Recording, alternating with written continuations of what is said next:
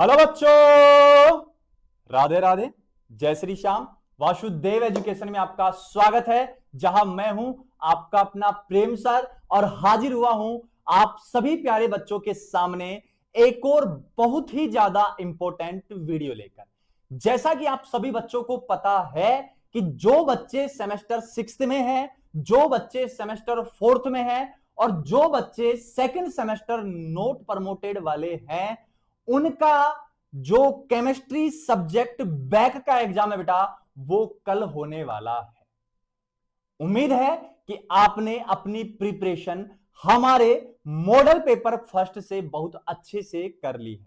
तो अब बारी है बेटा मॉडल पेपर नंबर सेकंड की। अगर इन क्वेश्चंस को आप कवर कर जाते हैं तो पूरी पूरी उम्मीद रहेगी आपकी कि आपका ये जो बैकलॉग चल रहा था 6 सेमेस्टर वालों का पिछले 2 साल से, सेकंड जो 4th सेमेस्टर उनका 1 साल से, और जो नोट प्रमोटेड वाले बच्चे थे जिनका इस पेपर की वजह से साल खराब हुआ था, उनका ये जो मॉडल पेपर नंबर सेकंड है ये बहुत ही ज्यादा हेल्पफुल रहने वाला है।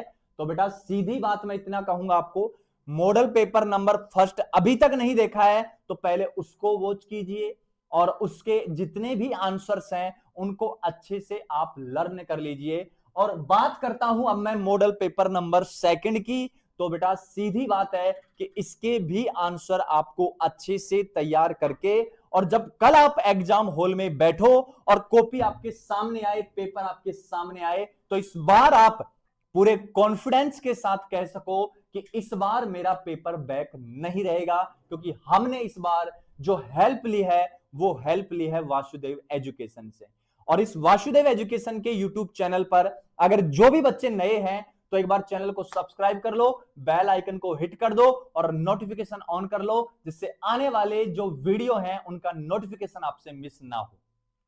तो जैसा कि आपको दिख भी गया होगा कि राजस्थान यूनिवर्सिटी का बीएससी सेमेस्टर सेकंड का बैक पेपर रहने वाला है और सब्जेक्ट आपको भली भांति पता है केमिस्ट्री है। मॉडल पेपर नंबर है सेकंड और मैंने हैशटैग बनाया है कि अगर पेपर बैक है तो ये वाले क्वेश्चंस आपको पढ़ने ही पढ़ने हैं, किसी भी हाल में आपको स्किप नहीं करना है।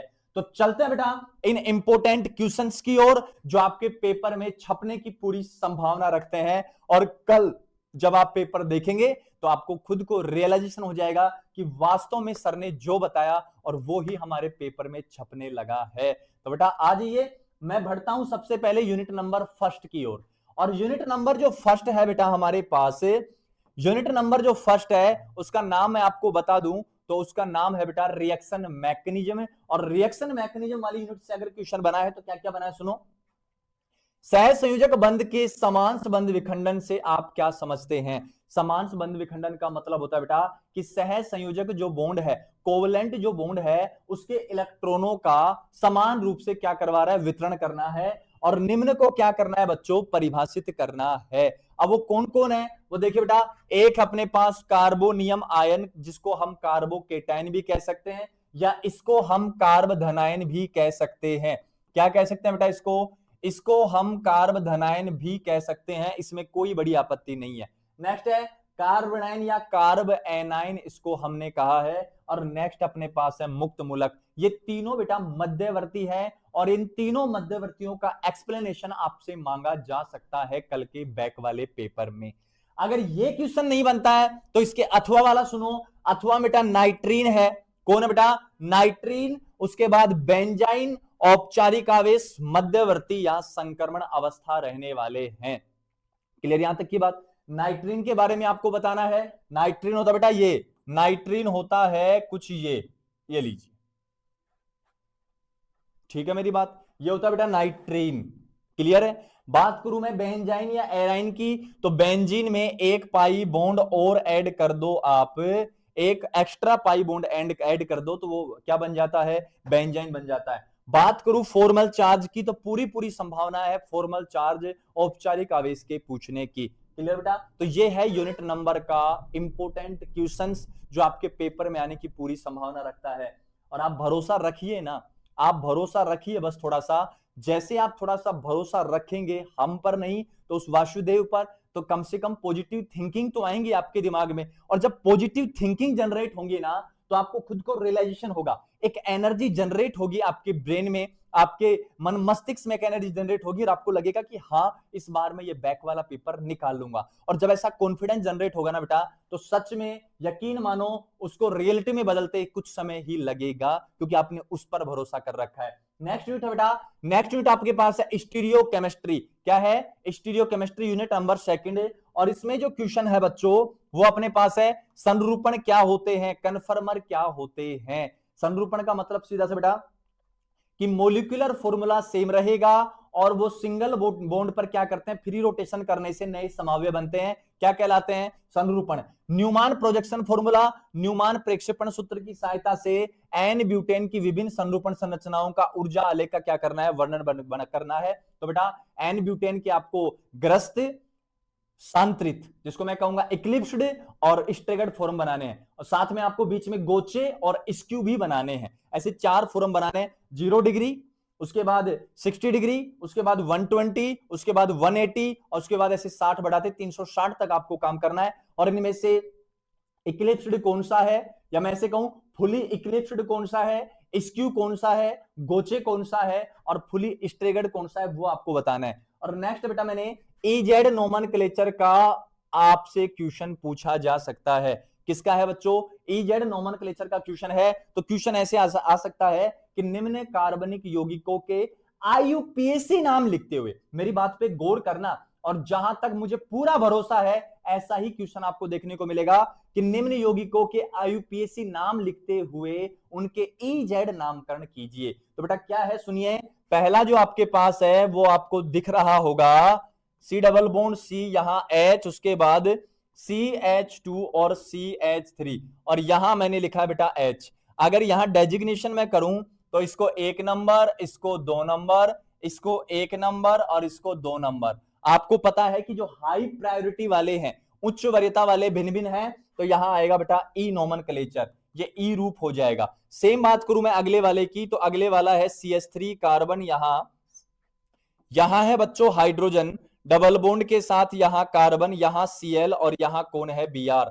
अगर मैं फिर से डेजिग्नेशन करूं, नामकरण करूं, तो बेटा यहां 1 आएगा और यहां इन दोनों में से 1 आएगा, यहां 1 आएगा और यहां क्या आएगा बेटा 2 आए, सॉरी, यहां 1 2 और यहां इनमें से 1 और 2। अब आपको पता है उच्च वरीयता वाले सेम डायरेक्शन में है तो इसको कहेंगे बेटा जेड फॉर्म, जेड रूप होता है ये। क्लियर है बात? नेक्स्ट अगर एग्जांपल की बात करूं मैं, तो नेक्स्ट एग्जांपल अपने पास है बेटा ये है HCCOOH और यहां डबल बॉन्ड कार्बन COOH और ये लीजिए H, मैलेइक अम्ल बेटा, मैलेइक अम्ल है, सिस है ये, और आप चाहो तो इसको जेड रूप भी कह सकते हो, जेड रूप।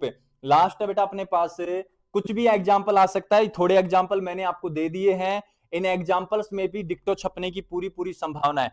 बाकी अगर आपको कॉन्सेप्ट क्लियर है, कॉन्सेप्ट क्लियर है तो आप आसानी से इन क्वेश्चंस को हल कर सकते हैं। इनमें 1, इनमें 2, इनमें 1, इनमें 2 वाले भिन्न भिन्न में, तो ये ई रूप हो जाएगा, ये ई नोमेनक्लेचर होने वाला है। और यहां आपको इनका क्या करना है बेटा, आईयूपीएसी नोमेनक्लेचर भी करना है। अब सवाल तुम्हारे दिमाग में ये उठेगा, पता है क्या, कि सर क्वेश्चन तो हमने आपके वीडियो से देख लिया है और हमें पूरा भरोसा है उस पर कि इन क्वेश्चंस में ही हमको क्वेश्चन देखने को मिलेंगे, लेकिन सर हमें जरूरत है आंसर पीडीएफ की, सर हमें जरूरत है नोट्स पीडीएफ की। तो बेटा मैं आपको एक नॉलेज के लिए बात बता देता हूं कि आपको खुद को पता है कि जो आपका ओल्ड वाला सिलेबस था उसमें 3 यूनिट ऑर्गेनिक की है, और 3 यूनिट ऑर्गेनिक का मतलब आप अपने दिमाग में सेट कर सकते हो कि आपका सिलेबस कितना लेंथली रहने वाला है, इतना आप एक दिन में कवर नहीं कर पाओगे। तो उसके लिए हमने मॉडल पेपर बनाया है और उसी के लिए हमने कुछ 100 टाइप नोट्स या आंसर पीडीएफ आपके लिए तैयार किए हैं। बाकी आपने सिलेबस देखा है, मेनका और अथवा का कितना खतरनाक सिलेबस दे रखा है वहां पे। तो बेटा सीधी बात है कि अगर आपको ये चाहिए तो बेटा आपको कुछ नहीं करना है, 7792929796 और 9928943939 इन दोनों नंबर पर आप किसी पर भी आप हमें व्हाट्सएप पर कांटेक्ट कर सकते हैं।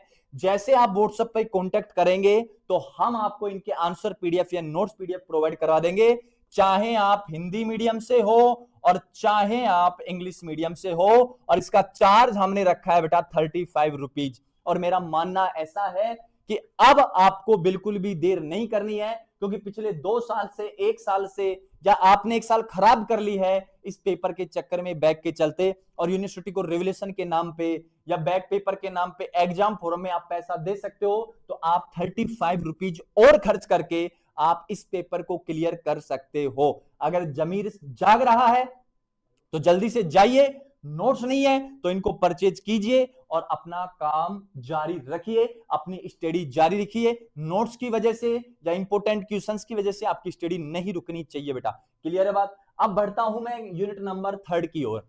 यूनिट नंबर 3 है बेटा अपने पास है एरिन्स एंड एरोमेटिसिटी। कौन सी है? एरिन एंड एरोमेटिकता है। तो इसमें क्या क्या बेटा? टोलुइन की रिएक्शन क्लोरीन और इसकी उपस्थिति में करवा रहे हैं, तो सुनता जाना जल्दी जल्दी। ये तो रहा टोलुइन की रिएक्शन Cl2 के साथ करवाया HNu की उपस्थिति में, तो अपने पास बनेगा बेटा बेंजिल क्लोराइड। क्या बनेगा? बेंजाइलिक क्लोराइड अपने पास क्या बन जाएगा फॉर्मूला, क्योंकि ये रिएक्शन होती है प्रकाश की उपस्थिति में। यहां तक की बात क्लियर है? उसके बाद बेटा बेंजीन की रिएक्शन आपको करवानी है। बेंजीन की रिएक्शन आपको करवानी है किसके साथ बच्चों? किसके साथ? CH3 double bond OCl। आप पहचान गए होंगे, आप पहचान गए होंगे फ्रीडल क्राफ्ट एसाइलेशन रिएक्शन है। और जो फ्रीडल क्राफ्ट एसाइलेशन रिएक्शन है तो इसमें बनेगा बेटा एसिल बेंजीन प्रोडक्ट बनेगा। क्या बनेगा? एसिल बेंजीन प्रोडक्ट बनेगा। नेक्स्ट है नाइट्रेशन दे रखा है बेटा, नेक्स्ट है नाइट्रेशन और नेक्स्ट है क्या? सल्फोनेशन। और ये मॉडल पेपर नंबर 1 में भी करवा चुका हूं मैं, तो आप चाहो तो लिख सकते हैं product HNO3 plus H2SO4, H2SO4। तो अपने पास जो प्रोडक्ट बनता है प्यारे बच्चों, वो अपने पास बनता है नाइट्रोबेंजीन। क्या बनता है बच्चों? नाइट्रोबेंजीन बनता है। और नेक्स्ट है अपने पास बेंजीन की रिएक्शन H2SO4 के साथ करवाते हैं, तो अपने पास यहां आता है SO3H। इसका नाम है बेटा बेंजीन सल्फोनिक अम्ल। क्या नाम है बच्चों? बेंजीन सल्फोनिक एसिड इसका नाम रहने वाला है। क्लियर है? तो ये वाली जो रिएक्शन है वो मैंने कंप्लीट करवा दी है सारी की सारी। नेक्स्ट अपने पास क्या बन रहा है क्वेश्चन सुनो। नेक्स्ट क्वेश्चन है अथवा का क्वेश्चन है, निम्न की एरोमेटिकता, एंटी एरोमेटिकता और नॉन एरोमेटिकता को समझाइए। और इस क्वेश्चन के बनने की पूरी पॉसिबिलिटी है। हक्कल का नियम पूछ लेगा, हक्कल के नियम के अकॉर्डिंग 4n+2 इलेक्ट्रॉन पूछ लेगा, उसके बाद या एरोमेटिक नेचर पूछ लेगा, या इस प्रकार आपको कुछ कंपाउंड देके उनकी एरोमेटिकता पूछ लेगा। इसमें सबसे मेन है बेटा ट्रोपोलियम धनायन।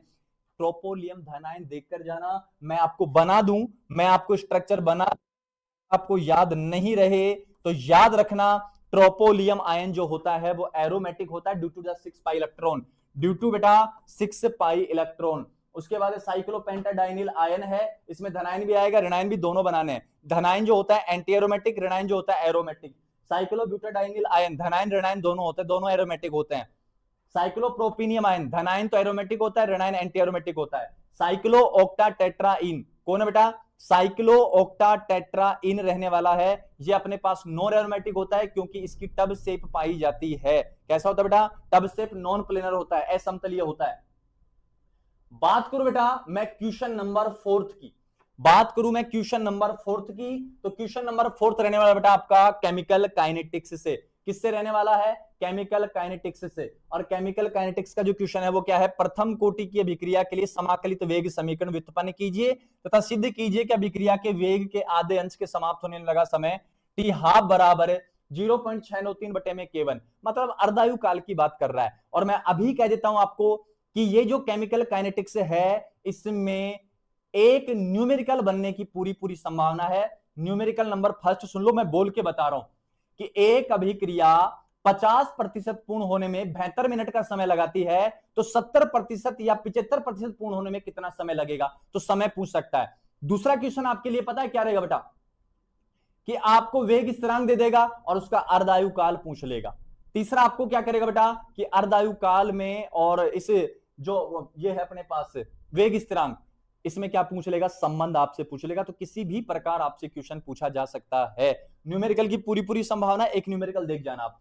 इसका है नेक्स्ट, और अथवा द्वितीय कोटि अभिक्रिया के लिए समाकलित वेग समीकरण को व्युत्पन्न कीजिए जबकि अभिक्रिया में प्रयुक्त दोनों अभिकारों की सांद्रताएं समान हो।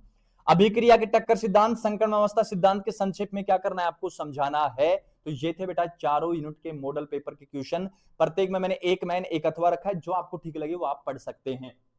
बात करूं बेटा, फिर से बात कर रहा हूं इनके आंसर पीडीएफ की या इनके नोट्स पीडीएफ की, तो आपको कहीं गुमराह नहीं होना है। आपको सिर्फ 7792929796 9928943939 इन पर आपको हमें व्हाट्सएप पर मैसेज करना है, व्हाट्सएप कांटेक्ट करना है। आपको इनके आंसर पीडीएफ या नोट्स पीडीएफ प्रोवाइड करवा देंगे, जिसका चार्ज मात्र हमने क्या रखा है बेटा, 35 रुपये है वो हमने चार्ज रखा है। तो जल्दी जल्दी जाइए, इन क्वेश्चंस को वॉच कीजिए, और अगर नोट्स नहीं है तो हमसे परचेज कर लीजिए और अपनी पढ़ाई को सुचारू रखिए, क्योंकि आपके पास समय नहीं है। और स्पेशली सेमेस्टर 6 वाले जो बच्चे हैं उनको तो ये पेपर किसी भी हाल में क्लियर करना है, नहीं तो साल खराब होने की पूरी पूरी संभावनाएं बन जाएंगी। तो जल्दी जल्दी जाएं और ज्यादा से ज्यादा अपनी स्टडी को और स्ट्रॉन्ग बनाएं। बस इसी के साथ मिलते हैं बच्चों नेक्स्ट वीडियो में। तब तक के लिए राधे राधे, जय श्री श्याम। लास्ट टाइम फिर से की बात कहूंगा कि रिस्क नहीं लेना है, नोट्स नहीं है तो नोट्स ले लेना, मॉडल पेपर नहीं है तो मॉडल पेपर देख लेना, और जितने भी बच्चे हैं जिनका ड्यू है उनको आपस में शेयर भी कर देना। तो मिलते हैं बच्चों नेक्स्ट वीडियो में, तब तक के लिए राधे राधे, जय श्री श्याम।